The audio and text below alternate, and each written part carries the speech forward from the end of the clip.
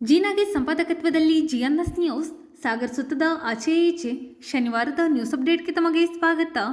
ಮುಖ್ಯಾಂಶಗಳು: ಪಕ್ಷದ ದುಡ್ಡು ವೈಯಕ್ತಿಕ ಫ್ಲೆಕ್ಸ್ಗೆ ಬಳಕೆ ಆರೋಪ, ಮಾಜಿ ಸಚಿವರ ಆರೋಪ ಸತ್ಯಕ್ಕೆ ದೂರವಾದದ್ದು ಎಂದು ಕಾಂಗ್ರೆಸ್ ಸ್ಪಷ್ಟನೆ, ಶಾಸಕರ ಪ್ರಗತಿ ಸಹಿಸದೆ ಮಾಜಿ ಶಾಸಕರು ಅಪಪ್ರಚಾರ ಮಾಡುತ್ತಿದ್ದಾರೆಂದ ಕಲಸೆ ಚಂದ್ರಪ್ಪ, ಶಾಸಕರೇ ಪಕ್ಷದ ಚಟುವಟಿಕೆಗಳಿಗೆ ಹಣ ಕೊಡುತ್ತಿದ್ದಾರೆಂದ ಸುರೇಶ್ ಬಾಬು, ಶರಾವತಿ ಮುಳುಗಡೆ ಸಂತ್ರಸ್ತರಿಗೆ ಸಿಗದ ನ್ಯಾಯ, ಏಪ್ರಿಲ್ 27ರಂದು ಶಾಸಕ ಬೇಳೂರು ಕಚೇರಿ ಎದುರು ಪ್ರತಿಭಟನೆ, ಬೇಡಿಕೆ ಈಡೇರಿಸುತ್ತಿದ್ದರೆ ಉಸ್ತುವಾರಿ ಸಚಿವರು ಸಂಸದರ ಕಚೇರಿ ಎದುರು ಪ್ರತಿಭಟನೆ, ಎಚ್ಚರಿಕೆ ನೀಡಿದ ತೀನಾ ಶ್ರೀನಿವಾಸ್, ಬಿಹಾರಿ ಯುವಕ ಟಿಂಕು ಶರ್ಮಾ ಕೊಲೆ ಪ್ರಕರಣ, ಆರೋಪಿ ವಿರುದ್ಧ ಕಠಿಣ ಕ್ರಮಕ್ಕೆ ಸಂತೋಷ್, ಗಣೇಶ್ ಪ್ರಸಾದ್, ಪ್ರವೀಣ್ ಒತ್ತಾಯ. ಈಗ ಸುದ್ದಿಯ ವಿವರ. ಗೋಪಾಲಕೃಷ್ಣ ಬೇಳೂರು ಅವರ ಏಳಿಗೆ ಸಹಿಸದೆ ಹರತಾಳು ಹಾಲಪ್ಪ ಅಪಪ್ರಚಾರಕ್ಕೆ ಇಳಿದಿದ್ದಾರೆ. ಕಾಂಗ್ರೆಸ್ ಕಚೇರಿಗೆ ಬಂದ ಬಾಡಿಗೆ ಹಣವನ್ನು ಶಾಸಕರು ಮಾರಿಜಾತ್ರೆ ಸಂದರ್ಭದಲ್ಲಿ ಫ್ಲೆಕ್ಸ್ ಅಳವಡಿಕೆಗೆ ಬಳಸಿಲ್ಲ. ಇದು ಸತ್ಯಕ್ಕೆ ದೂರವಾದ ಸಂಗತಿ ಎಂದು ಬ್ಲಾಕ್ ಕಾಂಗ್ರೆಸ್ ಅಧ್ಯಕ್ಷ ಕಲಸೆ ಚಂದ್ರಪ್ಪ ತಿಳಿಸಿದ್ದಾರೆ. ಸಾಗರದ ಕರ್ನಾಟಕ ಕಾರ್ಯನಿರತ ಪತ್ರಕರ್ತರ ಭವನದಲ್ಲಿ ಶನಿವಾರ ಕರೆಯಲಾಗಿದ್ದ ಸುದ್ದಿಗೋಷ್ಠಿಯಲ್ಲಿ ಅವರು ಮಾತನಾಡುತ್ತಿದ್ದರು. ನಗರ ಕಾಂಗ್ರೆಸ್ ಅಧ್ಯಕ್ಷ ಐಎನ್ ಸುರೇಶ್ ಬಾಬು ಮಾತನಾಡಿದರು. ಗೋಷ್ಠಿಯಲ್ಲಿ Somashekhar Lavigere, L Chandrappa, N Lalithamma, Chetan Raj Kannur, Ganapathi Mandagalale, Syed Zakir, D Dinesh, K Holeyappa, Kannappa, Maqbool Ahmed ಇನ್ನಿತರರು ಹಾಜರಿದ್ದರು. ರಾಜಕೀಯ ಪ್ರೇರಿತವಾಗಿ ಆಗುವಂತಹ ಸಭೆಗಳಲ್ಲಿ ವೈಯಕ್ತಿಕವಾಗಿ ದೋಷ ಆರೋಪ ಮಾಡೋದು ತಪ್ಪು. ಮತ್ತೆ ಪಕ್ಷ ಅಂದರೆ ಪಕ್ಷದ ಆಹ್ವಾನ ಅಂತ ನಮ್ಮ ಸಂಘಟನೆ ಸಂಬಂಧಪಟ್ಟಂತ ಪ್ರದೇಶ, ಇದನ್ನು ನಾವು ನಮ್ಮ ಪಕ್ಷ ಸಂಘಟನೆ ನಾವು ಆ ಕಾಲಕ್ಕೆ ನಮಗೆ ಉಪಯೋಗ ರೀತಿ ನಾವು ಉಪಯೋಗಿಸ್ತೀವಿ. ನಾವು ಈಗ ಇಷ್ಟು ವರ್ಷ ಆದ್ರೂ ಸಹ ಬಿಜೆಪಿ ಕಚೇರಿ ಬಗ್ಗೆ ಆಗಲಿ, ಕಚೇರಿಯ ಸಂಘಟನೆ ಆಗಲಿ, ಆ ಕಾರ್ಯಕ್ರಮಕ್ಕೆ ನಾವೆಲ್ಲೂ ಕಾಮೆಂಟ್ ಮಾಡಿಲ್ಲ ಅಥವಾ ಅವ್ರ ಮುಖಂಡರು ನಾವೆಲ್ಲೂ ಆಪಾದನೆ ಮಾಡಿಲ್ಲ. ಆದ್ರೆ ಬಿಜೆಪಿ ಪಕ್ಷದವ್ರು ಮುಂದಾದ್ರೂ ಸಹ ಕಾಂಗ್ರೆಸ್ ಪಕ್ಷದ ಸಿದ್ಧಾಂತ ಹೋರಾಟಗಳ ಬಗ್ಗೆ ಏನಾದ್ರು ಮಾಡ್ಲಿ, ಅದ್ರ ಬಗ್ಗೆ ನಮ್ದು ವಿರೋಧ ಇಲ್ಲ. ಅದ್ ಬಿಟ್ಟು ನಮ್ಮ ಪಕ್ಷದ ಒಳಗೆ ನಡೆಯುವಂತ ಆಂತರಿಕ ವ್ಯವಹಾರಗಳು, ಆಂತರಿಕ ಹಣಕಾಸಿನ ವ್ಯವಸ್ಥೆಗಳು ಅದ್ರ ಸಂಬಂಧ ಇದೆ. ಅದನ್ನ ನಾವು ಅಧ್ಯಕ್ಷರು ನಮ್ಮ ಕಮಿಟಿ ಇದೆ, ಅದನ್ನ ನಾವೆಲ್ಲ ತೀರ್ಮಾನ ಮಾಡ್ಕೊಂಡೇ ಮಾಡ್ತೀವಿ. ಯಾಕಂದ್ರೆ ಏಕಪಕ್ಷೀಯವಾಗಿ ನಾವು ಯಾವುದೇ ಹಣಕಾಸಿನ ವ್ಯವಸ್ಥೆ ನಮ್ಮಲ್ಲಿ ಇಲ್ಲ. ನಮ್ಮದೆಲ್ಲ ಕಮಿಟಿಗೆಲ್ಲ ತೀರ್ಮಾನ ಮಾಡ್ತಾ ಆ ಪ್ರಕಾರ ನಾವು ನಿರ್ವಹಣೆ ಮಾಡಿದ್ವಿ. ಮತ್ತೆ ಯಾವುದೇ ಕಾರಣಕ್ಕೂ ಶಾಸಕರು ನಮ್ಮ ಪಕ್ಷದ ಕಚೇರಿಯಿಂದ ಯಾವುದೇ ಸಂದರ್ಭದಲ್ಲೂ ಸಹ ₹1 ತಗೊಂಡು ಯಾವುದೇ ವೆಚ್ಚ ಮಾಡಿಲ್ಲ. ನಮ್ಮ ಪಕ್ಷದ ಕಚೇರಿಗೆ ಅಭಿವೃದ್ಧಿ ಸಂಬಂಧಪಟ್ಟಿಗೆ ಶಾಸಕರೇ ನಮಗೆ ಸಹಾಯ ಮಾಡ್ತಾರೆ ಹೊರತು ಶಾಸಕರು ನಮಗೆ ಯಾವುದೇ ದುಡ್ಡು ತಗೊಂಡೆ. ರೈತರನ್ನ ಒಕ್ಕಲೆಬ್ಬಿಸ್ತಾರೆ ಅರಣ್ಯ ಇಲಾಖೆಯವರು ಅಂತೇಳಿ ಅದರ ನೆಪ ಇಟ್ಟುಕೊಂಡು ಒಂದು ಪಾದಯಾತ್ರೆ ಮಾಡ್ತಾರೆ. ಪಾದಯಾತ್ರೆಯಲ್ಲಿ ಪ್ರಜಾಪ್ರಭುತ್ವದಲ್ಲಿ ಪ್ರತಿಭಟನೆ ಪಾದಯಾತ್ರೆಗೆ ಬೆಲ್ಲರಿಗೆ ಹೋಗ್ತೀವಿ, ವಿರೋಧ ಪಕ್ಷವಾಗಿ ಮಾಡ್ಬೇಕು ಅವರು, ಅದ್ರ ಬಗ್ಗೆ ನಮ್ಗೆ ವಿರೋಧಿಲ್ಲ. ಅವರ ಪ್ರತಿಭಟನೆ ಸಭೆಯಲ್ಲಿ ಭಾಷಣ ಮಾಡುವಾಗ ಮಾನ್ಯ ಹಾಲಪ್ಪನವರು ನಮ್ಮ ನಾಯಕರ ಮೇಲೆ ಇಲ್ಲಸಲ್ಲದ ಆರೋಪ ಮಾಡಿದ್ದಾರೆ. ಅದಕ್ಕಾಗಿ ನಾವು ಇವತ್ತಿನ ಪತ್ರಿಕಾಗೋಷ್ಠಿ ಒಂದು ಅವರಿಗೆ ಕೌಂಟರ್ ಆಗಿ ಪತ್ರಿಕಾಗೋಷ್ಠಿ ಕರೆದಿದ್ದೇವೆ. ಅವತ್ತು ಏನು ಮಾತಾಡ್ತಾರೆ ಅವರು, ನಾನು ವಿಡಿಯೋ ನೋಡಿದೆ. ಸಾಗರ ಮಾರಿಕಾಂಬಾ ಜಾತ್ರೆಯ ಸಂದರ್ಭದಲ್ಲಿ ನಮ್ಮ ಪಕ್ಷದ ಆವರಣವನ್ನ ದಾವಣಗೆರೆಯ ಉದ್ಯಮಿಗಳಿಗೆ ಬಾಡಿಗೆ ಕೊಟ್ಟಿರ್ತೇವೆ. ಆ ಬಾಡಿಗೆ ಹಣದಲ್ಲಿ ಫ್ಲೆಕ್ಸ್ ಹಾಕಿಕೊಂಡಾರೆ ಮಾನ್ಯ ಶಾಸಕರು ಅಂತ ಅವರು ಆಪಾದನೆ ಮಾಡಿದ್ದಾರೆ. ಆಪಾದನೆಗೆ ಏನು ಹುರುಳಿಲ್ಲ. ಯಾಕಂದ್ರೆ ನಾವು ತಾಲೂಕು ಅಧ್ಯಕ್ಷರಾಗಿ ನಗರಾಧ್ಯಕ್ಷ ಬಾಬಣ್ಣವರು ನಾವೆಲ್ಲ ಕೂತೆ ಮಾಡಿ ₹1 ಶಾಸಕರು ಅದರಿಂದ ಎಕ್ಸ್ಪೆಕ್ಟ್ ಮಾಡಿಲ್ಲ. ಪಕ್ಷದ ಸಂಘಟನೆ ಬಳಸ್ಕೊಳ್ಳಿ ಅಂತೇಳಿ ನಮ್ಮಲ್ಲಿ ಬಿಡ್ರಿ. ಇವರು ಅದನ್ನ ಶಾಸಕರು ಬ್ಯಾನರ್ ಹಾಕ್ಸ್ಕೊಂಡ್ರು ಅಂತೇಳಿ ಬಹಳ ಯಾವ ಸ್ಥಿತಿಗೆ ಇವ್ರು ಮಾತಾಡ್ತಾರೆ ಅಂದ್ರೆ, 2 ಬಾರಿ ಶಾಸಕರು, 3 ಬಾರಿ ಮಾಜಿ ಮಂತ್ರಿಗಳು, ಇವರು ಆ ರೀತಿಯ ನಮ್ಮ ಶಾಸಕರ ಮೇಲೆ ಇಲ್ಲ ಸಲ್ಲದ ಆರೋಪ ಮಾಡ್ತಾರೆ. ಅದು ಶುದ್ಧ ಸುಳ್ಳು ಅಂತೇಳಿ ನಾನು ಇವತ್ತು ಪತ್ರಿಕಾಗೋಷ್ಠಿ ಮೂಲಕ ತಮ್ಮ ಮೂಲಕ ಹೇಳ್ತಾ ಇದ್ದೀನಿ. ಹೀಗೆ ಅನೇಕ ಸರಿ ಶಾಸಕರ ಮೇಲೆ ಇಲ್ಲ ಸಲ್ಲದ ಆಪಾದನೆ ಮಾಡ್ತಾರೆ.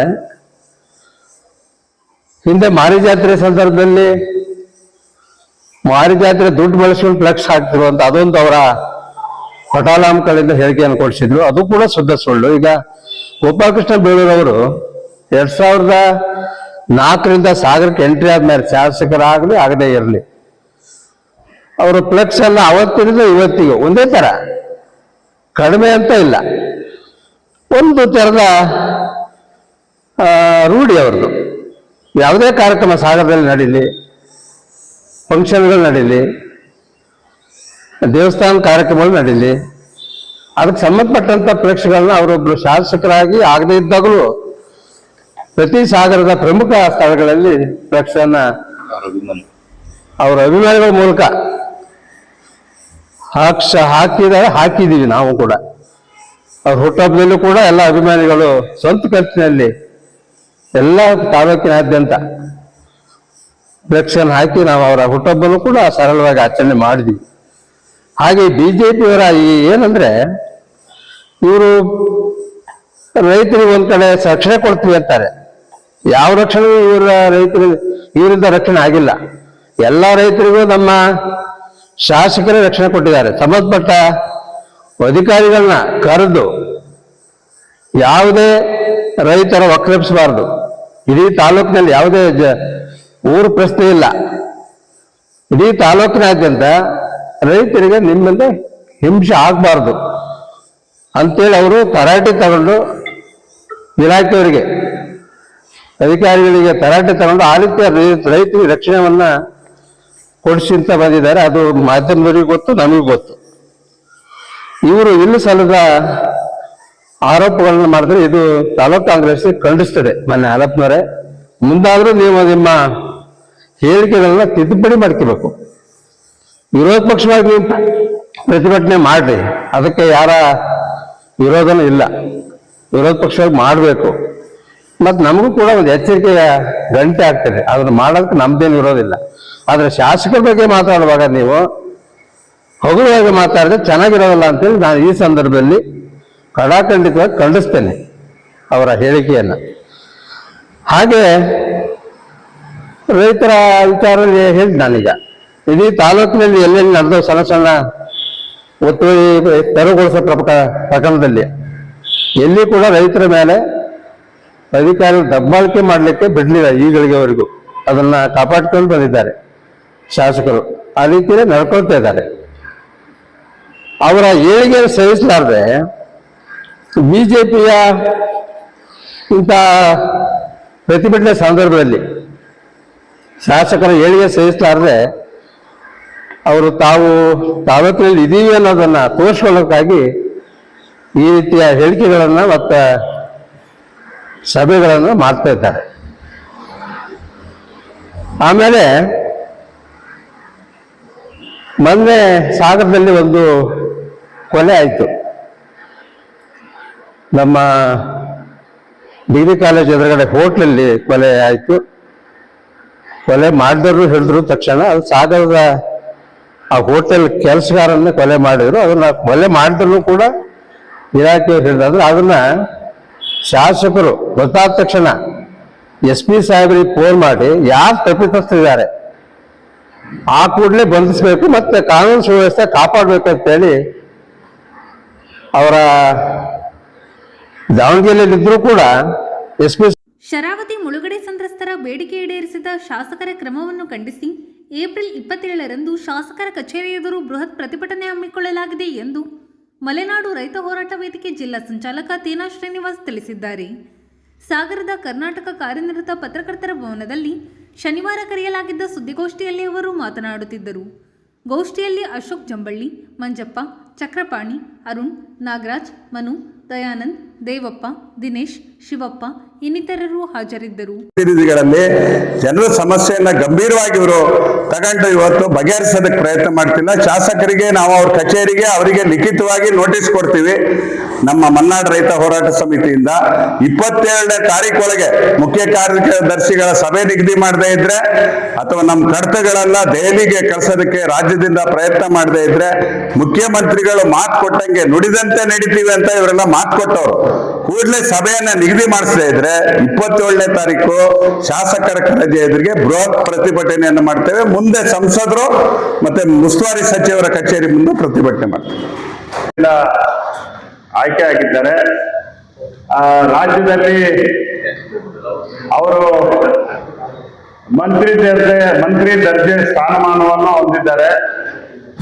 ವಿಶೇಷವಾಗಿ ಅರಣ್ಯ ಕೈಗಾರಿಕಾ ಅಭಿವೃದ್ಧಿ ಮಂಡಳಿ ಅಧ್ಯಕ್ಷರಾಗಿ ಅವರ ಕಚೇರಿ ಇರೋದು ಅರಣ್ಯ ಭವನದೊಳಗೆ ಇದೆ. ಅರಣ್ಯ ಭವನದ ಪಕ್ಕದಲ್ಲೇ ಅವ್ರ ಕಚೇರಿ ಇದೆ. ನಮ್ಮಲ್ಲಿ ಶರಾವತಿ ಮುಳುಗಡೆ ಸಂತ್ರಸ್ತರು, ಅಂಬಳಿಗೊಳ್ಳ ಡ್ಯಾಮಿನ ಮುಳುಗಡೆ ಸಂತ್ರಸ್ತರು, ಜೊತೆಗೆ ಅರಣ್ಯ ಭೂಮಿ ಸಮಸ್ಯೆ, KPC ಭೂಮಿ ಸಮಸ್ಯೆ, ಸುಮಾರು 25ಕ್ಕಿಂತ ಹೆಚ್ಚು ಸಮಸ್ಯೆಗಳು ನಮ್ಮ ಸಾಗರ ವಿಧಾನಸಭಾ ಕ್ಷೇತ್ರದಲ್ಲಿ ಇವತ್ತು ಇದೆ. ಶಾಸಕರು ಹೊಸಬರಲ್ಲ, 3 ಬಾರಿ ಶಾಸಕರಾದವರು. ಅವರು ಈ ಸಮಸ್ಯೆಗಳ ಬಗ್ಗೆ ಗಂಭೀರವಾಗಿ ಕ್ರಮವನ್ನು ತಗೊಂಡಿಲ್ಲ ಬಗೆಹರಿಸಲಿಕ್ಕೆ ಅನ್ನೋದು ನಮ್ಮ ನೇರ ಆರೋಪ. ಅವರು ಇತ್ತೀಚೆಗೆ ಬೆಳಗಾವಿನ ವಿಧಾನಸಭೆ ಅಧಿವೇಶನದಲ್ಲಿ ಒಂದು ದಿನ ಮಲೆನಾಡಿನ ರೈತರ ಸಮಸ್ಯೆ ಬಗ್ಗೆ ಚರ್ಚೆಗೆ ಅವಕಾಶವನ್ನ ಕೊಟ್ಟಿದ್ದಾರೆ. ವಿಧಾನಸಭಾಧ್ಯಕ್ಷರು ನಾವು ಮಾತಾಡ್ತೀವಿ ಅಂದಿದ್ರು. ಒಂದು ದಿನ ಅಲ್ಲ, 5 ನಿಮಿಷನೂ 2 ನಿಮಿಷನೂ ಸಹ ಮಲೆನಾಡಿನ ರೈತರ ಸಮಸ್ಯೆ ಅಲ್ಲಿ ಯಾವುದೇ ಚರ್ಚೆ ಆಗಲಿಲ್ಲ. ಇದುವರೆಗೆ ಸುಮಾರು 1100 ದಿನಗಳಾಗ್ತಾ ಬಂತು ಸರ್ಕಾರ ಬಂದು. ಸರ್ಕಾರದ ಮಟ್ಟದಲ್ಲಿ, ಮುಖ್ಯಮಂತ್ರಿ ಮಟ್ಟದಲ್ಲಿ ಯಾವುದೇ ರೀತಿ ಈ ಸಮಸ್ಯೆಗಳನ್ನು ಬಗೆಹರಿಸಕ್ಕೆ ಅವರು ಸಭೆಯನ್ನೇ ನಿಗದಿ ಮಾಡೋದಕ್ಕೂ ವಿಫಲರಾಗಿದ್ದಾರೆ. ಜೊತೆಗೆ ಶಾಸನಸಭೆ ಒಳಗಡೆನೂ ಸಹ ಈ ವಿಚಾರಗಳ ಚರ್ಚೆಯನ್ನ ಮಾಡಲಿಕ್ಕೆ ಇವತ್ತು ವಿಫಲರಾಗಿದ್ದಾರೆ. ಅದರ ಜೊತೆಗೆ ಎಷ್ಟು ಬೇಜವಾಬ್ದಾರಿತನದಿಂದ ಸರ್ಕಾರ ಇದೆ ಅಂದ್ರೆ, ನಾನು ಮೊನ್ನೆ DC ಆಫೀಸಲ್ಲಿ ನೋಡಿದೆ. ಮಧು ಬಂಗಾರಪ್ಪನವರು, ಜಿಲ್ಲೆಯ ಉಸ್ತುವಾರಿ ಸಚಿವರು, ಮುಖ್ಯಮಂತ್ರಿಗಳಿಗೆ ಒಂದು ಪತ್ರ ಬರೆದಿದ್ದಾರೆ. ಇಷ್ಟು ಸಮಸ್ಯೆಗಳಿದೆ ಶಿವಮೊಗ್ಗ ಜಿಲ್ಲೆಯಲ್ಲಿ, ಇದ್ರ ಬಗ್ಗೆ ಮೀಟಿಂಗ್ ಕರಿಬೇಕು ಅಂತ. ನನ್ನ ಹತ್ರ ಇರತಕ್ಕಂತ ಸಮಸ್ಯೆಗಳು, ನಾವು ಪಟ್ಟಿ ಮಾಡಿರೋ ಸಮಸ್ಯೆನೂ ಒಂದಿನ ಮಧು ಬಂಗಾರಪ್ಪನವ್ರು ಭೇಟಿ ಆದಾಗ ನಿಮ್ದನ್ನು ಇದ್ರಲ್ಲಿ ಸೇರಿಸ್ತೀನಿ ಅಂತ ಸೇರಿಸಿದ್ದಾರೆ. ಸುಮಾರು 2-3 ಪುಟಗಳ ಸಮಸ್ಯೆಯನ್ನ ಮುಖ್ಯಮಂತ್ರಿಗಳಿಗೆ ಅವರು ಬರೆದು ಕೊಟ್ಟಿದ್ದಾರೆ, ಇದು ಬಗೆಹರಿಬೇಕು, ಮೀಟಿಂಗ್ ಕರಿಬೇಕು ಅಂತ. ಮುಖ್ಯಮಂತ್ರಿ ಸಿದ್ದರಾಮಯ್ಯನವರೇ ಆ ಪತ್ರದ ಮೇಲೆ, ಮಧು ಬಂಗಾರಪ್ಪನವ್ರ ಪತ್ರದ ಮೇಲೆ ಸೈನ್ ಹಾಕಿದ್ದಾರೆ. ಮಾಹಿತಿಯೊಂದಿಗೆ ಸಭೆ ಕರೆಯಿರಿ ಅಂತ ಮುಖ್ಯ ಕಾರ್ಯದರ್ಶಿಗೆ ಸಿದ್ದರಾಮಯ್ಯನವರೇ ಸೈನ್ ಹಾಕಿ ಕೊಟ್ಟಿದ್ದಾರೆ. ಆ ಪತ್ರನ್ನ ಮೊನ್ನೆ DC ಆಫೀಸಲ್ಲಿ ನೋಡಿದೆ. ಸುಮಾರು 1 ವರ್ಷದಿಂದ ಒಬ್ರು ಉಸ್ತುವಾರಿ ಸಚಿವರು ಸಭೆ ಕರೀರಿ ಅಂತ ಮುಖ್ಯಮಂತ್ರಿಗೆ ಪತ್ರ ಬರೆದ್ರು, ಮುಖ್ಯ ಕಾರ್ಯದರ್ಶಿಗೆ ಪತ್ರ ಬರೆದ್ರು. ಇನ್ನು DC ಆಫೀಸಲ್ಲಿ ಸದ್ಯ ಕಸದ ಬುಟ್ಟಿ ಸೇರಿಲ್ಲ. ಅದು ಒಬ್ರು ಕೇಸ್ ವರ್ಕರ್ ಇಟ್ಕೊಂಡು ಅದನ್ನ ರಾಶಿ ಇಟ್ಕೊಂಡು ಕೂತಿದ್ರು. ಸಿದ್ದರಾಮಯ್ಯನವ್ರ ಸೈನ್ ಇರೋದು ನೋಡಿ ನಾನು ತೆಗೆದು ಅದೇನು ಅಂತ ಕೇಳಿದಾಗ, ನಾನು ಆ ಕಾಪಿಗಳನ್ನೆಲ್ಲ ಹಿಂದೆ ತಗೊಂಡಿದ್ದೆ. ಅದನ್ನ ನೋಡಿದಾಗ ನನಗೆ ಕೇಳಿದೆ, ಇಲ್ಲ ಎಲ್ಲ ಮಾಹಿತಿ ಕೇಳಿದ್ದಾರೆ ಜಿಲ್ಲೆಯಿಂದ ಅಂತ. ಸರ್ಕಾರ ಚುನಾವಣೆಗೂ ಮೊದಲು ಮಧು ಬಂಗಾರಪ್ಪನವ್ರು ಪಾದಯಾತ್ರೆ ಮಾಡಿದಾಗ ವಿರೋಧ ಪಕ್ಷದ ನಾಯಕರಾಗಿ ಸಿದ್ದರಾಮಯ್ಯನವರು ಏನ್ ಹೇಳಿದ್ರು, ಸರ್ಕಾರ ಬಂದ್ರೆ ತಕ್ಷಣನೇ ಮಲೆನಾಡಿನ ರೈತರ ಸಮಸ್ಯೆ ಬಗೆಹರಿಸ್ತೀವಿ ಅಂತ ಹೇಳಿ 10,000 ಜನರ ಎದುರಿಗೆ ಮಾತು ಕೊಟ್ಟಿದ್ರು. ಅವಾಗ ಮಧು ಬಂಗಾರಪ್ಪನವರು ಇದ್ರು, ಗೋಪಾಲ್ ಕೃಷ್ಣ ಅವರಿದ್ರು, ಕಾಗೋಡು ತಿಮ್ಮಪ್ಪನವರಿದ್ರು, DK ಶಿವಕುಮಾರ್ ಅವರಿದ್ರು. ಆದ್ರೆ ಈಗ 2.5 ವರ್ಷ ಆದ್ರೂ ಸಹ ಸರ್ಕಾರದ ಕಾರ್ಯದರ್ಶಿ ಪರಸ್ಪರ ಕೂಡಿ ಮಾತಾಡಿ ಶರಾವತಿ ಮುಳುಗಡೆ ಸಮಸ್ಯೆ ಬಗೆಹರಿಸಿ ಅಂತ ಆರ್ಡರ್ ಕಳೆದ ವರ್ಷ ಡಿಸೆಂಬರ್ 5ಕ್ಕೆ ಆಗಿರೋದು. 1 ವರ್ಷ 4 ತಿಂಗಳಾದ್ರೂ ಒಂದು ಜಂಟಿ ಸರ್ವೆ ಮಾಡಿ ಶಿವಮೊಗ್ಗ ಜಿಲ್ಲಾಡಳಿತದಿಂದ ಅದು ಬೆಂಗಳೂರಿಗೆ ಹೋಗಿ ಕೇಂದ್ರ ಸರ್ಕಾರಕ್ಕೆ ಹೋಗಿ ಸುಪ್ರೀಂ ಕೋರ್ಟ್ ಗಮನಕ್ಕೆ ಹೋಗ್ಬೇಕು. ಆದ್ರೆ ಅರ್ಜಿಗಳು ಇನ್ನೂ ತಾಲೂಕು ಕಚೇರಿಯಲ್ಲೇ ಕೊಡ್ತಾ ಇದ್ದಾವೆ. ಈಗ ಹೊಸದಾಗಿ ಬಂದಂತ DC ಮತ್ತೆ ಸರ್ವೆ ಮಾಡ್ಲಿಕ್ಕೆ ಇವತ್ತು ಆದೇಶ ಮಾಡಿದ್ದಾರೆ. ಕೈ ಬಿಟ್ಟು ಹೋಗಿರೋ ಸಾವಿರಾರು ಮುಳುಗಡೆ ನಿರಾಶ್ರಿತರ ಸಮಸ್ಯೆಯನ್ನ ಬಗೆಹರಿಸಬೇಕು, ಅದನ್ನು ತಗೊಳ್ಬೇಕು ಗಣನೆಗೆ ಅಂದಾಗ ಅದನ್ನು ಸರ್ವೆ ಮಾಡ್ಲಿಕ್ಕೆ ಹಾಕಿದ್ದಾರೆ. ನಮ್ಮ ಮದನ್ ಗೋಪಾಲ್ ಅರಣ್ಯ ಇಲಾಖೆ ಕಾರ್ಯದರ್ಶಿ ಆದಾಗ 1 ವರ್ಷ ಅಧ್ಯಯನ ಮಾಡಿ ಸರ್ಕಾರಕ್ಕೆ ರಿಪೋರ್ಟ್ ಕೊಟ್ಟಿದ್ದಾರೆ. ಶರಾವತಿ ಮುಳುಗಡೆ ಸಂತ್ರಸ್ತರ ಸಮಸ್ಯೆಯನ್ನ 100% ಬಗೆಹರಿಸಬೇಕು ಅಂದ್ರೆ ಅರಣ್ಯ ಇಲಾಖೆ ಹಿಂದಿನ ಪ್ರಧಾನ ಕಾರ್ಯದರ್ಶಿ ಮದನ್ ಗೋಪಾಲ್ ಅವರು, ಕಾಗೋಡು ತಿಮ್ಮಪ್ಪನವರು ಸ್ಪೀಕರ್ ಆದಾಗ ಏನು 1 ವರ್ಷ ಸಭೆ ನಡೆಸಿ ಅಧ್ಯಯನ ಮಾಡಿ ಸರ್ಕಾರಕ್ಕೆ ರಿಪೋರ್ಟ್ ಕೊಟ್ಟಿದ್ದಾರೆ. ಆ ಅಧ್ಯಯನ ವರದಿ ಜಾರಿಗೆ ಬರಬೇಕು. ಆ ಆಮೇಲೆ ಶಾಸಕರು ಗಂಭೀರವಾಗಿ ತಗೋಬೇಕು. ರೈತರ ಬೆಂಬಲದಿಂದನೇ ಅಧಿಕಾರಕ್ಕೆ ಬಂದವರು, ರೈತ ಕುಟುಂಬದಲ್ಲಿ ಅವರು ಜನಿಸಿದವರು, ರೈತರ ಸಮಸ್ಯೆ ಬಗ್ಗೆ ಅವರು ಗಂಭೀರವಾಗಿ ತಗೊಳ್ಬೇಕು. ಶರಾವತಿ ಮುಳುಗಡೆ ಸಮಸ್ಯೆ ಹೇಳಿದ್ರೆ ಆಗ್ತತ್ ಬಿಡು ಅಂತ ಹೇಳಿ ಜನರ ಎದುರಿಗೆ ಹೇಳಿ ಕಳಿಸ್ತಾರೆ. ಹಕ್ಕುಪತ್ರ ಕೊಟ್ಟಿರೋದೆಲ್ಲ ವಜಾ ಮಾಡಕ್ಕೆ AC ಆಫೀಸಲ್ಲಿ ಕೇಸ್ ಹಾಕಿದ್ದಾರೆ 40-50 ವರ್ಷದಿಂದ ಅಂತ ಹೇಳಿ ಅವ್ರ ಮನೆಗೆ ಹೋಗಿ ರೈತರು ಹೇಳಿದ್ರೆ ಅದೇನಾಗಲ್ಲ ಬಿಡೋ ನೋಡ್ಕೊಳ್ತೀನಿ ಅಂತಾರೆ. ಆಮೇಲೆ KPC ಭೂಮಿ ಲಿಂಗನಮಕ್ಕಿ ಡ್ಯಾಮ್ ಕಟ್ಟಿದಾಗ ಆ ಭೂಮಿಯನ್ನ ವಶಪಡಿಸ್ಕೊಂಡಿದ್ರು, ಸ್ವಾಧೀನ ಮಾಡಿದ್ರು. ಇದುವರೆಗೆ ಅದು ಮುಳುಗ್ಲಿಲ್ಲ. ಸುಮಾರು 10-15 ಸಾವಿರ ಕುಟುಂಬದವರು ಅದರಲ್ಲಿ ವಾಸ ಆಗಿದ್ದಾರೆ. ನಮ್ಮ ವಿಧಾನಸಭಾ ಕ್ಷೇತ್ರದಲ್ಲೇ ಸುಮಾರು ಒಂದು 7-8 ಸಾವಿರ ಕುಟುಂಬಗಳಿದೆ. ಆ ಸಮಸ್ಯೆ ಬಗ್ಗೆ ಕಾಗೋಡು ತಿಮ್ಮಪ್ಪನವ್ರು ಸರ್ವೆ ಮಾಡಿಸಿದ್ರು ಸ್ಪೀಕರ್ ಆದಾಗ. ಈಗ ಬೇಲೂರು ಗೋಪಾಲಕೃಷ್ಣ ಅವ್ರು ಕೇಳಿದ್ರೆ ಅದು ಇನ್ನೂ ಪ್ರಸ್ತಾವನೆ ಇಲ್ಲ, ನಾನ್ ಮಾತಾಡ್ಬೇಕು, ನಾನೇನಾದ್ರು ಮಾಡಿ ಅದನ್ನು ಮುಂದುವರಿಸಬೇಕು ಅಂತ ಶಾಸಕರಾಗಿ ಹೇಳ್ತಾರೆ. ಮಧು ಬಂಗಾರಪ್ಪನವ್ರು ಹೇಳ್ತಾರೆ ಯಾವ ಕಾರಣಕ್ಕೂ KPC ಭೂಮಿಯನ್ನ ಏನು ಉಳಿದಿದೆ ಅದರಲ್ಲಿ ರೈತರು 50-60 ವರ್ಷದಿಂದ ಸಾಗುವಳಿ ಮಾಡಿದ್ದಾರೆ, ಅವ್ರಿಗೆ ಯಾವುದೇ ಕಾರಣಕ್ಕೂ ಅದನ್ನ ಅರಣ್ಯಕ್ಕೆ ಸೇರಿಸಲ್ಲ ಅಂತ, ಅದನ್ನ ರೈತರಿಗೆ ಮಂಜೂರಾಗಬೇಕು ಅಂತ ಉಸ್ತುವಾರಿ ಸಚಿವರು ಹೇಳ್ತಾರೆ. ಶಾಸಕರು ಹೇಳ್ತಾರೆ ಅದ್ರ ಪ್ರಸ್ತಾವನೆ ಇನ್ನೂ ಬಂದಿಲ್ಲ ಅಂತಾರೆ. ಅರಣ್ಯ ಮಂತ್ರಿ ಹೇಳ್ತಾನೆ ಈಶ್ವರ್ ಖಂಡ್ರೆ ಏನ್ ಹೇಳ್ತಾರೆ, ಈ KPC ಭೂಮಿಯನ್ನ ಸಾವಿರಾರು ಜನ ರೈತರೆಲ್ಲ ಸ್ವಾಧೀನ ಮಾಡ್ಕೊಂಡು 50-60 ವರ್ಷದಿಂದ ಸಾಗುವಳಿ ಮಾಡೋ ಜಮೀನನ್ನ ಅರಣ್ಯಕ್ಕೆ ಸೇರಿಸಬೇಕು ಅಂತ ಅವನು ಪ್ರಸ್ತಾವನೆ ಮಾಡ್ತಾನೆ. ಇದು ಅತ್ಯಂತ ಬೇಜವಾಬ್ದಾರಿ ಸರ್ಕಾರದ ಅರಣ್ಯ ಸಚಿವ ಅಂತಾರೆ ಹೇಳ್ತಾನೆ, ಉಸ್ತುವಾರಿ ಸಚಿವ ಒಂದು ಹೇಳ್ತಾನೆ, ನಮ್ಮ ಶಾಸಕರು ಒಂದು ಹೇಳ್ತಾರೆ. ಅದಕ್ಕೋಸ್ಕರ ನಾವೀಗ ನೇರವಾಗಿ ಜನಪ್ರತಿನಿಧಿಗಳ ಮುಂದೆನೆ ಇನ್ನು ಮುಂದೆ ಪ್ರತಿಭಟನೆ ಮಾಡಿ, ಶಾಸಕರು, ಸಂಸದರು, ಉಸ್ತುವಾರಿ ಸಚಿವರು. ಕಾಂಗ್ರೆಸ್ ಸರ್ಕಾರ ಇದ್ದಾಗಲೂ ಈ ಸಮಸ್ಯೆ ಬಗೆಹರಿಸಕ್ಕೆ ಈಗ 2.5 ವರ್ಷದಿಂದ ಆಗ್ಲಿಲ್ಲ. BJP ಸರ್ಕಾರ ಇದ್ದಾಗಲೂ ಇಲ್ಲಿಂದ ಡೆಲ್ಲಿವರೆಗಿದ್ದಾಗ ಆಗ್ಲಿಲ್ಲ. ರಾಜಕಾರಣಕ್ಕೋಸ್ಕರ ಪರಸ್ಪರ ಇವರು ವೈಯಕ್ತಿಕವಾಗಿ ನಾನು MLA ಆಗ್ಬೇಕು, ನೀನು ಮಾಜಿ ಆಗ್ಬೇಕು, ನಾನು MLA ಆಗ್ಬೇಕು ಅನ್ನೋದು ಬಿಟ್ರೆ, ನಾನೇ ಇರ್ಬೇಕು ಅನ್ನೋದು ಬಿಟ್ರೆ, ಈ ಜನಪ್ರತಿನಿಧಿಗಳಲ್ಲಿ ಜನರ ಸಮಸ್ಯೆಯನ್ನ ಗಂಭೀರವಾಗಿ ಇವರು ತಗೊಂಡು ಇವತ್ತು ಬಗೆಹರಿಸೋದಕ್ಕೆ ಪ್ರಯತ್ನ ಮಾಡ್ತಿಲ್ಲ. ಶಾಸಕರಿಗೆ ನಾವು ಅವ್ರ ಕಚೇರಿಗೆ ಅವರಿಗೆ ಲಿಖಿತವಾಗಿ ನೋಟಿಸ್ ಕೊಡ್ತೀವಿ. ನಮ್ಮ ಮಲ್ನಾಡ್ ರೈತ ಹೋರಾಟ ಸಮಿತಿಯಿಂದ 27ನೇ ತಾರೀಕೊಳಗೆ ಮುಖ್ಯ ಕಾರ್ಯದರ್ಶಿಗಳ ಸಭೆ ನಿಗದಿ ಮಾಡದೇ ಇದ್ರೆ ಅಥವಾ ನಮ್ಮ ಕಡತಗಳೆಲ್ಲ ದೆಹಲಿಗೆ ಕಳಿಸೋದಕ್ಕೆ ರಾಜ್ಯದಿಂದ ಪ್ರಯತ್ನ ಮಾಡದೇ ಇದ್ರೆ ಮುಖ್ಯಮಂತ್ರಿಗಳು ಮಾತು ಕೊಟ್ಟಂಗೆ ನುಡಿದಂತೆ ನಡೀತೀವಿ ಅಂತ ಇವರೆಲ್ಲ ಮಾತು ಕೊಟ್ಟವರು. ಸಾಗರದ ಶಿವಮೊಗ್ಗ ರಸ್ತೆಯ ರೂಫ್ ಟಾಪ್ ಕೆಫೆಯಲ್ಲಿ ಗುರುವಾರ ಬಿಹಾರಿ ಮೂಲದ ಕಾರ್ಮಿಕನನ್ನು ಬರ್ಬರವಾಗಿ ಹತ್ಯೆ ಮಾಡಿರುವುದನ್ನು ಖಂಡಿಸಿ ಆರೋಪಿಯ ವಿರುದ್ಧ ಕಠಿಣ ಕಾನೂನು ಕ್ರಮಕ್ಕೆ ಒತ್ತಾಯಿಸಿ ಶುಕ್ರವಾರ ವಿಶ್ವ ಹಿಂದೂ ಪರಿಷತ್ ಮತ್ತು ಬಜರಂಗ ದಳದ ವತಿಯಿಂದ ಡಿವೈಎಸ್ಪಿ ಕಚೇರಿ ಎದುರು ಪ್ರತಿಭಟನೆ ನಡೆಸಲಾಯಿತು. ಪ್ರತಿಭಟನೆ ಉದ್ದೇಶಿಸಿ ಬಜರಂಗ ದಳದ ಜಿಲ್ಲಾ ಸಂಚಾಲಕ ಸಂತೋಷ್ ಶಿವಾಜಿ, ಬಿಜೆಪಿ ನಗರ ಮಂಡಲಾಧ್ಯಕ್ಷ KR ಗಣೇಶ್ ಪ್ರಸಾದ್, ನ್ಯಾಯವಾದಿ KV ಪ್ರವೀಣ್ ಮಾತನಾಡಿದರು. ಬಿಜೆಪಿ ಯುವ ಮೋರ್ಚಾ ಜಿಲ್ಲಾ ಮುಖಂಡ ಅರುಣ್ ಗೊಗ್ವೆ, BT ರವೀಂದ್ರ, ಪರಶುರಾಮ್, ಸುರೇಶ್, ವಿಜಯೇಂದ್ರ, ಸುನಿಲ್ ರುದ್ರಪ್ಪ ಇನ್ನಿತರರು ಪ್ರತಿಭಟನೆಯಲ್ಲಿ ಹಾಜರಿದ್ದರು. ಸಾಗರದ ರೂಫ್ ಟಾಪ್ ಕೆಫೆ ಇಲ್ಲಿ ಒಂದು ಕೊಲೆ ಆಗಿದೆ.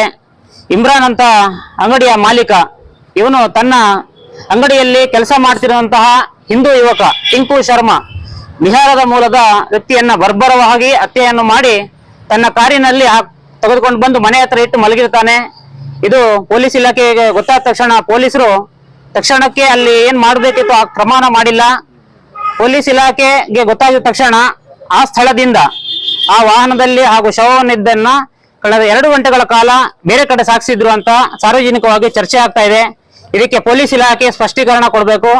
ಹಾಗೆ ನಿನ್ನೆ ಬಂದಂತಹ ಮಾನ್ಯ SP ಅವರು ಸಹ ಒಂದು ಮಾತನ್ನು ಹೇಳ್ತಾರೆ, ಇಲ್ಲ ಯಾವ್ದೋ ಸಣ್ಣ ಸ್ಟಿಕ್ಕಲ್ಲಿ ಹೊಡೆದ್ರೆ ಸಾಯ್ತಾರೆ ಅಂತ. ಬಿಹಾರದವರು ಕೆಲಸ ಮಾಡೋದು ಎಷ್ಟು ಗಟ್ಟಿ ಅನ್ನೋದು ಎಲ್ರಿಗೂ ಗೊತ್ತಿರುವಂತದ್ದು.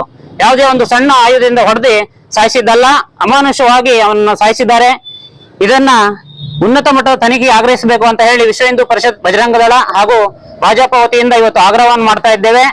ಈ ಕೊಲೆಯನ್ನ ಉನ್ನತ ಮಟ್ಟದ ತನಿಖೆ ಆಗ್ಬೇಕು, ನೊಂದ ಕುಟುಂಬಸ್ಥರಿಗೆ ನ್ಯಾಯ ಕೊಡಬೇಕು ಅಂತ ಈ ಮೂಲಕ ಆಗ್ರಹಿಸ್ತಾ ಇದ್ದೇವೆ.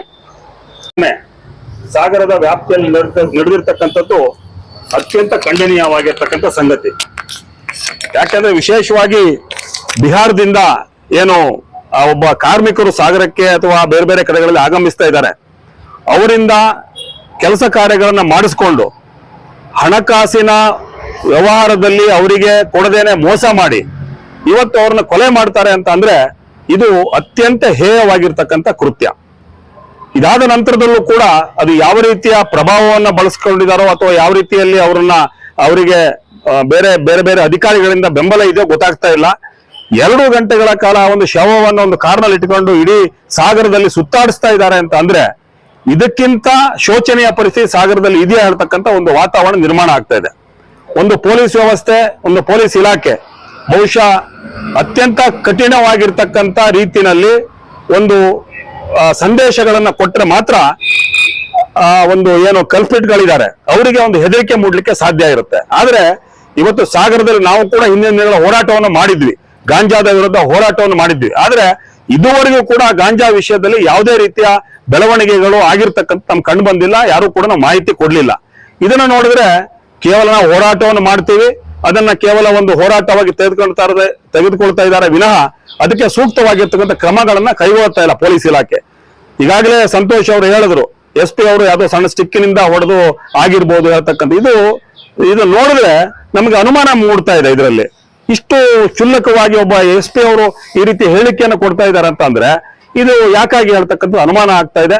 ದಯಮಾಡಿ, ಯಾಕಂದ್ರೆ ಸಾಗರದಲ್ಲಿ ಇವತ್ತು ಎಷ್ಟೋ ಕಡೆಗಳಲ್ಲಿ ಈ ಉದ್ಯಮಗಳು ನಡೀತಾ ಇರ್ತಕ್ಕಂಥದ್ದೇ ಬಿಹಾರಿ ಕಾರ್ಮಿಕರಿಂದ. ಅದು ಶಾಮಿಯಾನದ ಉದ್ಯೋಗ ಇರ್ಬೋದು, ಟೈಲ್ಸ್ ಉದ್ಯೋಗ ಇರ್ಬೋದು, ಈ ರೀತಿಯ ಹೋಟೆಲ್ ಉದ್ಯಮ ಇರ್ಬೋದು. ಈ ಎಲ್ಲ ಉದ್ಯಮಗಳು ಕೂಡ ಹೊರಗಡೆಯಿಂದ ಬಂದಿರತಕ್ಕಂಥ ಅವರಿಂದ ನಮಗೆ ನಡೀಲಿಕ್ಕೆ ಸಾಧ್ಯ ಆಗ್ತಾ ಇದೆ. ಆದ್ರೆ ಇವತ್ತು ಈ ರೀತಿಯ ವಾತಾವರಣ ಸಾಗರದಲ್ಲಿ ಇದೆ ಅಂತ ಆದ್ರೆ ಬಹುಶಃ ಮುಂದಿನ ದಿನಗಳಲ್ಲಿ ಯಾರು ಕೂಡ ಸಾಗರಕ್ಕೆ ಬರೋ ಪರಿಸ್ಥಿತಿನೇ ಇಲ್ಲಿ ನಿರ್ಮಾಣ ಆಗಿರುತ್ತೆ ವಾತಾವರಣ ಇದೆ. ಹಾಗಾಗಿ ನಾ ಹೇಳ್ತಾ ಇರ್ತಕ್ಕಂಥದ್ದು ಇಷ್ಟೇ, ಪೊಲೀಸ್ ಇಲಾಖೆಗೆ ಯಾರಿದ್ದೇ ಆಗಿರ್ತಕ್ಕಂಥ ಒಂದು ಮೇಲ್ಮಟ್ಟದಲ್ಲಿ ಅವರಿಗೆ ಬೆದರಿಕೆ ಆಗ್ಲಿ, ಅವರಿಗೆ ಒತ್ತಡ ಆಗ್ಲಿ, ಇದನ್ನೆಲ್ಲ ನಿವಾರಿಸಿಕೊಂಡು ಈ ಕೆಲಸವನ್ನ ಅವರು ಸರಿಯಾದ ರೀತಿಯ ಸೂಕ್ತವಾದ ತನಿಖೆಯನ್ನು ಮಾಡಬೇಕಾಗಿದೆ. ಆ ನಿಟ್ಟಿನಲ್ಲಿ ಸಾಗರದ ಪೊಲೀಸ್ ಇಲಾಖೆ ಮಾಡಬೇಕು. ಪೊಲೀಸ್ ಇಲಾಖೆ ನಮಗೆಲ್ಲರೂ ಕೂಡ ಗೌರವ ಇದೆ, ಅವರು ಕೂಡ ಸರಿಯಾದ ರೀತಿಯಲ್ಲಿ ಆ ತನಿಖೆಯನ್ನ ಮಾಡಿದ್ರೆ ಇನ್ನಷ್ಟು ವಿಶ್ವಾಸ ಅವ್ರ ಮೇಲೆ ಮೂಡೋದ್ರಲ್ಲಿ ಯಾವುದೇ ಸಂದೇಹ ಇಲ್ಲ ಅಂತಕ್ಕಂಥ ಮಾತನ್ನ ಈ ಸಂದರ್ಭದಲ್ಲಿ ಹೇಳ್ತಾ, ಇದು ತಕ್ಷಣದಲ್ಲಿ ಇದಕ್ಕೆ ಯಾವ ರೀತಿಯಲ್ಲಿ ಈ ಒಂದು ಘಟನೆಗಳು ನಡೆದಿದೆ ಅದಕ್ಕೆ ಮೂಲಕ್ಕೆ ಹೋಗ್ಬೇಕಾಗಿದೆ. ಸೂಕ್ತವಾಗಿರ್ತಕ್ಕಂಥ ತನಿಖೆಯನ್ನ ಮೂಲಕ್ಕೆ ಹೋಗಿ ಮಾಡಬೇಕಾಗಿದೆ. ಇದನ್ನ ಮಾಡಬೇಕು ಅಂತಕ್ಕಂಥ ನೋಡಿ, ಏನು ಸಾಗರದಲ್ಲಿ 2 ದಿವಸ ಹಿಂದೆ ಒಂದು ಮರ್ಡರ್ ಆಗಿದೆ. ಬಿಹಾರದಿಂದ ಕೆಲಸಕ್ಕೆ ಬಂದಿರತಕ್ಕಂತಹ ಟಿಂಕು ಶರ್ಮಾ ಅಂತಕ್ಕಂಥ 26 ವರ್ಷದ ಯುವಕರ ಮರ್ಡರ್ ಆಗಿದೆ. ಅಲ್ಲಿಯ ಮಾಲೀಕ ಈ ಒಂದು ಮರ್ಡರ್ ಅನ್ನು ಮಾಡಿದಾನೆ ಅಂತಕ್ಕಂಥದ್ದು ಈಗೆಲ್ಲ ಬೆಳಕಿ ಬರ್ತಿದೆ. ಇದ್ ಹಿಂದೆ ಗಾಂಜಾ, ಹುಕ್ಕ ಎಲ್ಲವೂ ಕೂಡ ಅಲ್ಲಿ ನಡೀತಾ ಇತ್ತು. ಈ ಒಂದು ಸಂದರ್ಭದಲ್ಲಿ ರಾತ್ರಿ 3 ಗಂಟೆವರೆಗೂ ಕೂಡ ಆ ಒಂದು ದಂಧೆ ನಡೀತಾ ಇತ್ತು. ಮತ್ತೆ ಈ ಒಂದು ಆ ಯುವಕನನ್ನ ಅಮಾನವೀಯಾಗಿ ಯಾವ ದರ್ಶನ್ನಲ್ಲಿ ಕೇಳಿದ್ವಲ್ಲ ಅದಕ್ಕಿಂತ ಅಮಾನವೀಯ ಕ್ರೂರವಾಗಿ ಕೂಡ ಕೊಲೆ ಆಗಿದೆ. ಆ ಕೊಲೆಯನ್ನ ಮಾಡಿರ್ತಕ್ಕಂಥ ಆರೋಪಿಗಳ ವಿಡಿಯೋವನ್ನು ಕೂಡ ಚಿತ್ರೀಕರಣ ಮಾಡ್ಕೊಂಡಿದ್ದಾರೆ ಅಂತಕ್ಕಂಥ ಎಲ್ಲ ಸುದ್ದಿಗಳು ಬರ್ತಾ ಇದಾವೆ. ಪೊಲೀಸರು ನಿಷ್ಪಕ್ಷಪಾತ ತನಿಖೆ ಮಾಡಬೇಕು. ಬಿಹಾರದಿಂದ ಪಾಪ ಹೊಟ್ಟೆಪಾಡಿ ಬಂದಿರತಕ್ಕಂಥ ಮ್ಯಾನುವಲ್ ಲೇಬರ್ಗಳು, ಇವತ್ತು ಆ ಮ್ಯಾನುವಲ್ ಲೇಬರ್ಗಳು ನಾವು ಇಲ್ಲಿ ಕೊಲ್ತೀವಿ ಅಂತ ಹೇಳಿದ್ರೆ ಕರ್ನಾಟಕ ಬಗ್ಗೆ ಸುದ್ದಿ ಏನಾಗುತ್ತೆ? ಇವತ್ತು ಬಿಹಾರ ಸರ್ಕಾರ ಕೂಡ ಈ ಸುದ್ದಿ ತಲುಪ್ತಾ ಇದೆ. ಹಾಗಾಗಿ ಈ ತನಿಖೆಯನ್ನು ಮಾಡಬೇಕು. ಯಾರಿದ್ರು ಕೂಡ ನಿರ್ದಾಕ್ಷಿಣ್ಯವಾಗಿ ಕ್ರಮ ತಗೋಬೇಕು. ಎಲ್ಲರ ಹೆಡೆಮುರಿಯನ್ನು ಕಟ್ಟಬೇಕು. ಈ ಘಟನೆ ಒಂದು ಆಯ್ತು ಇಷ್ಟಕ್ಕೆ ಬಿಡೋದಲ್ಲ. ಈ ಘಟನೆ ಹಿಂದಿರ್ತಕ್ಕಂಥ ಕಾಣದ ಕೈಗಳನ್ನೆಲ್ಲರನ್ನು ಕೂಡ ಬಂಧಿಸಬೇಕು. ಮತ್ತೆ ಈ ರೀತಿ ಕರ್ನಾಟಕದಲ್ಲಿ ಯಾರೋ ಹೊರಗಡೆಯಿಂದ ಬಂದಿರತಕ್ಕಂಥವ್ರನ್ನ ಮರ್ಡರ್ ಮಾಡ್ತಕ್ಕಂಥ ಈ ಒಂದು ಇದು ಬೇರೆ ತರ ಮೆಸೇಜ್ ಹೋಗುತ್ತೆ ಸಾಗರಕ್ಕೆ, ಕರ್ನಾಟಕಕ್ಕೆ ಅಂತ ಹೇಳ್ತಾ ಈ ಸಂದರ್ಭದಲ್ಲಿ ಪೊಲೀಸ್ ಇಲಾಖೆ ನಿರ್ದಾಕ್ಷಿಣ್ಯ ಕ್ರಮ ತಗೋಬೇಕು. ಇದು ಹಿಂಗಡೆ ಯಾವುದೇ ಮರೆ ಮಚ್ಚುವಿಕೆ ಆಗ್ಲಿ ಏನೂ ಆಗ್ಬಾರ್ದು. ಹೆಚ್ಚು ಕಡಿಮೆ ಆದ್ರೆ CBI ತನಿಖೆಗೆ ಹೋದ್ರೂ ಆಶ್ಚರ್ಯ ಇಲ್ಲ ಅಂತ ಹೇಳ್ತಾ ನಾನು ಮಾತನ್ನು ಮುಗಿಸ್ತೇನೆ. ಇದು ಶನಿವಾರದ ಸಮಗ್ರ ಸುದ್ದಿ. ನಿರಂತರ ಸುದ್ದಿಗಾಗಿ ನೋಡ್ತಾ ಇರಿ GNS ನ್ಯೂಸ್. ನಮಸ್ಕಾರ.